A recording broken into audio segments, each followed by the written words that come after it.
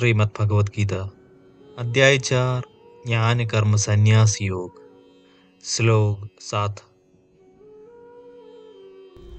यदा यदा हि धर्मस्य ग्लानिर्भवति भारत अभ्युत्थानमधर्मस्य तदात्मानं सृजाम्यहम्।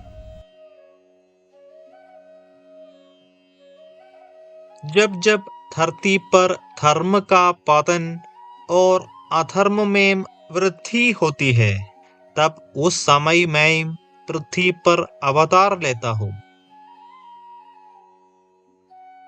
वस्तुतः धर्म एक नियत कर्म है जो हमारे आध्यात्मिक उत्थान और उन्नति में सहायक होता है, और धर्म के प्रतिकूल आचरण को अधर्म कहा जाता है।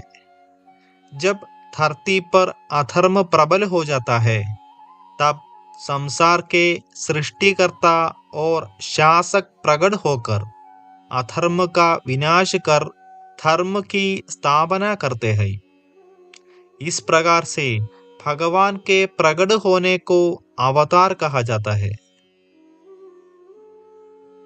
सृष्टि के प्रारंभ से कोई भी अनंत अवतारों की गणना नहीं कर सकता।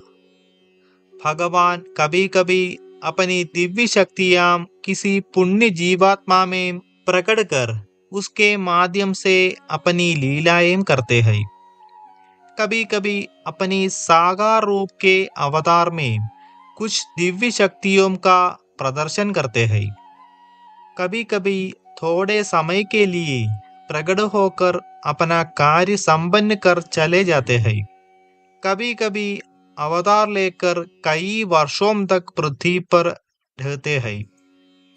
कभी कभी भगवान अपनी विराट रूप में प्रकट होकर दिव्य शक्तियों का प्रदर्शन करते हैं। कभी कभी अपने दिव्य शक्तियों सहित स्वयं अवतार लेकर पृथ्वी पर अवतरित होते हैं। वेदव्यास, जो स्वयं भगवान का अवतार थे, ने स्पष्ट वर्णन किया है। सभी अवतार भगवान की दिव्य शक्तियों से परिपूर्ण थे।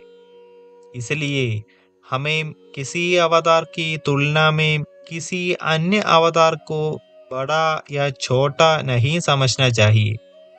भगवान अपनी इच्छा के अनुरूप विशेष अवतारों के दौरान संपन्न किए जाने वाले कार्यों के आधार पर अपेक्षित शक्तियों के साथ प्रकट होते हैं। शेष शक्तियां अवतार में अप्रकट होती है।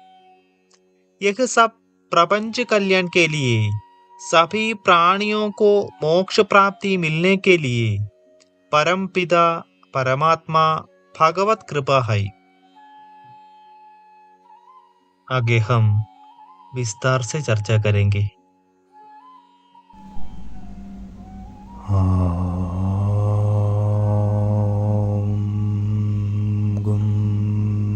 गुरुभ्यो